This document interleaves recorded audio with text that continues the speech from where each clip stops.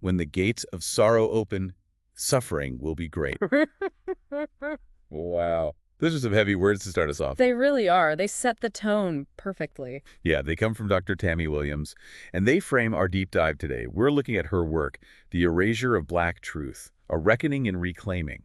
It's from the Lady of Old group. A really significant piece of writing. Absolutely. And Dr. Williams, she isn't just, listing dates. It feels like a personal journey, a reckoning with history, with memory, and how Black truth got systematically erased. Right. A journey that goes all the way from Africa to America. She looks at, well, not just what happened, but how people responded, what got forgotten. And crucially, what needs reclaiming now. Exactly. And what I find really insightful is how she structures it.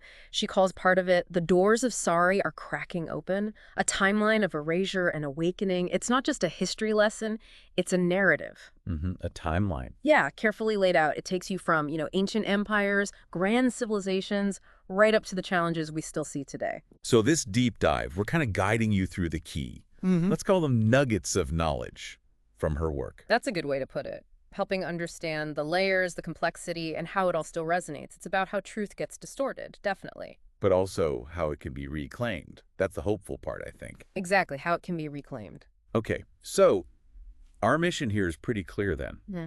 We want to unpack how this erasure happened, step by step, ancient times right up to now. And then what's the way forward? What does Dr. Williams suggest? It really makes you stop and think, doesn't it? It does.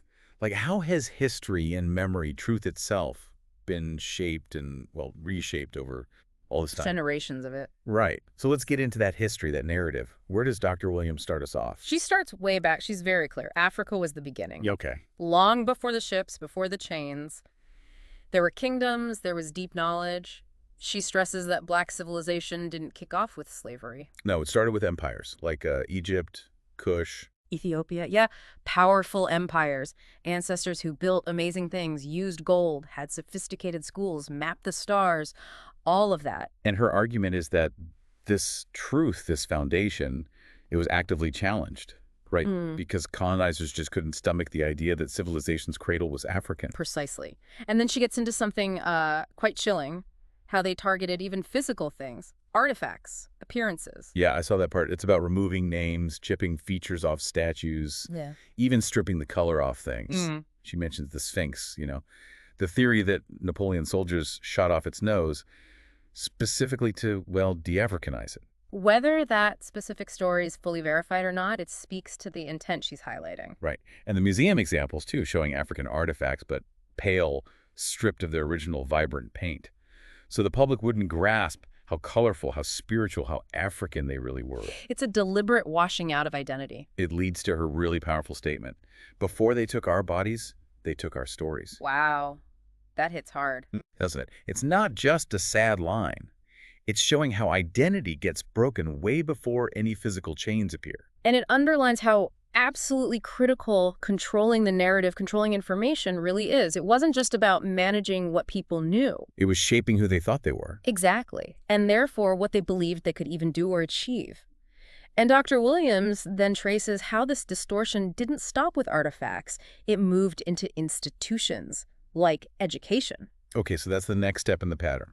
After the physical and historical erasure, how did it morph into targeting the mind, the community, especially after slavery was abolished? Yeah, because first literacy was criminalized, right? Right. But then even when schools became quote-unquote legal... How did they continue stripping away identity? Well, what she details through the 20th century is pretty stark. Even when schools were permitted, they were often, massively underfunded, segregated, and crucially, the curriculum itself. Textbooks that just erased Black heroes, Black contributions, sometimes even renaming slavery as migration. Can you imagine? Migration. Wow. And the resource disparity, too.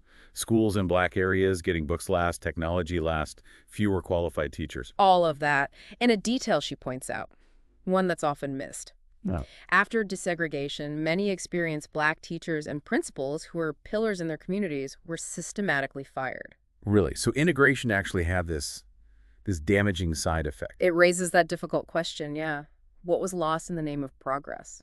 A profound loss of leadership and cultural grounding within the schools themselves. And she draws a line right to today, doesn't she? Yeah. Mentioning book bans now, digital curriculums that just omit Black history. quietly erasing it. It's a continuous thread. Just like you said, it backs up her point. They used education to teach us everything but who we are. It's a really sobering thought, how something meant for enlightenment gets twisted into a tool for control, not just by what it teaches, but what it leaves out. Deliberately leaves out. And if education was one weapon, Dr. Williams then shows how media became another really powerful one. Right, shifting the focus. Yeah, shaping perceptions through films, news, everything, further twisting that narrative. She lays out that progression really clearly. Early films, like Birth of a Nation. Infamous. Yeah, portraying black men as savages. It wasn't just a movie. It cemented this horrible image in the public mind. For generations. And then news cycles focusing on black crime, ignoring black success stories. It creates such a skewed picture. Absolutely. And the music industry, too. She points out how conscious rap, the stuff with empowering messages, often got sidelined. While more destructive lyrics were pushed by big labels. Right. And she even brings it right up to date, talking about AI, search engines, how they can now quietly distort or erase black truth, almost invisibly. It makes her, quote, "They told lies in black and white before they ever told the truth in color, really land." It's about building that false narrative from the ground up. And this constant reshaping through different media, it kind of sets the scene for what she calls the turning point, this period from the 1960s to the 2000s, a time of huge activism, real progress, yes. But also, she argues, a kind of quiet unraveling that started creeping in around the 70s. She talks about the assassinations, right? Malcolm X, Martin Luther King Jr., Fred Hampton. Yes. She suggests that when those leaders were killed, something vital in the community fractured too, like losing fathers. And fear filled that void. That's a really insightful point about the psychological toll. It is, and she notes it led to this phrase sometimes heard, "I'm not going to raise my children the way I was raised." Which sounds understandable, wanting to protect them from pain. Of course. But Dr. Williams argues it had an unintended consequence. It started severing generational ties, cutting off that vital legacy, that knowledge transfer. So how did that manifest? Well, she points to things like maybe discipline being misunderstood, being seen only as trauma rather than guidance sometimes, storytelling traditions fading, silence taking over, faith and tradition perhaps weakening. And this was happening while other things were hitting hard. The war on drugs, devastating families, Black education programs losing funding, media constantly painting Black communities as broken. So it wasn't just one thing. No, and her synthesis is really sharp here. She says, they didn't erase us overnight. They just handed us other things to chase. Wow, that suggests a deliberate redirection. Yeah, a more insidious long-term strategy, replacing agency with distraction almost. She connects these seemingly separate issues, drugs, funding cuts, media portrayals, and shows how they work together to disempower. Which leads into her next section. They added it to the pot, the ingredients of disillusionment. That sounds ominous. It is. Her point here is that what couldn't be simply taken away was then strategically poisoned from within. Poisoned, that's a strong word. Very direct. She identifies specific ingredients used in this toxic mix. First, drugs, heroin, then crack cocaine flooding communities, hitting Black neighborhoods disproportionately hard. And the war on drugs itself. Which, she argues, mainly served to incarcerate huge numbers of Black men while ignoring the root causes, the sources, the systemic issues. Okay, so drugs. What else? Music again. The industry actively silencing conscious artists and promoting lyrics focused on violence, misogyny, materialism. Reshaping values through culture. Precisely.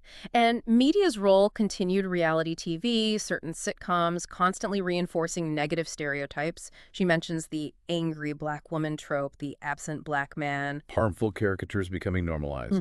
And then a really crucial one she details, family breakdown. She points to how certain welfare policies actually penalize two-parent households. Making it harder for families to stay together. Yeah, implicitly discouraging marriage and fatherhood for some, creating impossible choices. It's this tangled web she describes. It really is, and it culminates in her assessment. They didn't just take our greatness, they gave us chaos in return. A blunt, powerful summary of that period's impact. Which brings us to a really interesting and I think brave part of her work, where she turns the lens inward. Right? On the community itself, maybe even on her own experiences. Yes, exactly. This is where it becomes deeply personal. She's not just an observer. She positions herself as a participant, which adds this layer of vulnerability, of shared experience. It makes her argument even stronger, I think. So what does she share? Well, she talks about her own life. Growing up in Michigan, 1960s, her parents moved north from the South, trying, to build a better life. She says they didn't have all the tools, maybe, but they had incredible will. Mm-hmm. She went to college, aimed high, but then, as she puts it, life happened. Single mother, working multiple jobs, going to school, just surviving. Yeah. And she admits quite openly that she fell into some of the traps herself, the distractions, the chaos laid out by the very systems she's critiquing. She says she lost focus and kind of forgot where she came from for a while. That's incredibly honest. It is. But then she describes finding her way back through faith, through deep self-reflection, looking back not just at herself, but seeing the bigger patterns, the manipulation across generations. And that leads to a kind of challenge for everyone, doesn't it? Yes. She says, we can't just blame the system if we stop telling our own stories. Oof. That puts some responsibility back on the community, too. It does. It's about agency, even within oppressive systems. She points to specific things that maybe faded, communities not gathering like they used to, maybe lowering expectations of each other, not honoring elders in the same way. Letting comfort, perhaps, weaken those vital connections. Exactly. It's a powerful call for looking inward, for collective responsibility. Acknowledging the external forces were huge, yes, but internal vigilance matters too.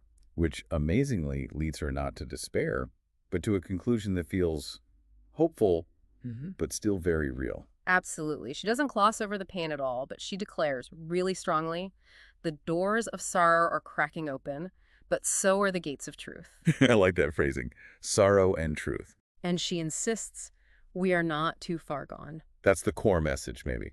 I think it's central to her ending. The synthesis comes together, the sorrow, absolutely real, deep, but the awakening, that's just as real. And she sees signs of it happening now. Yes, people searching, asking questions, kids wanting to know their heritage, elders starting to remember, starting to share stories that were maybe suppressed for a long time. And she makes this powerful call for those who lived through the unraveling, the tough times. They need to speak it plain now. Tell the truth, no holding back. Exactly. Share the lessons, the memories. That's how you connect the past to the present, how you heal and rebuild. It really lands as a defiant statement of purpose. Her words. We are the descendants of the ones they tried to erase. We carry their stories in our blood. Let's return. Let's remember. Let's rebuild. It's a direct call to action. Yeah, it centers that theme of agency, of reclamation that's been running through the whole thing. Feels empowering. It really is, Yeah. especially after detailing so much sorrow and systemic erasure. To end on, we are not too far gone, that offers a genuine path forward. It's inspiring. It is. And she encourages you, the listener, to really think about how these patterns connect to your own life, your own family, your community. People are searching, kids are asking. Elders are remembering. Right. And the need for those who know, who lived it, to speak it plain, that feels incredibly urgent. It does. And Dr. Williams, through her work with the Lady of Old group, leaves us with this final provocative thought. It's like an invitation. What's that? She asks directly, what do you remember that others need to know? Turning it right back to the individual, to the listener. Exactly. It challenges you to think about your own memories, your family's stories. Yeah. How do these themes of memory, truth, reclamation play out for you? So it's not just about passively receiving this information. No. The message seems to be, don't just read about it. Don't just listen. Yeah. Let's reclaim. Be part of writing the next chapter.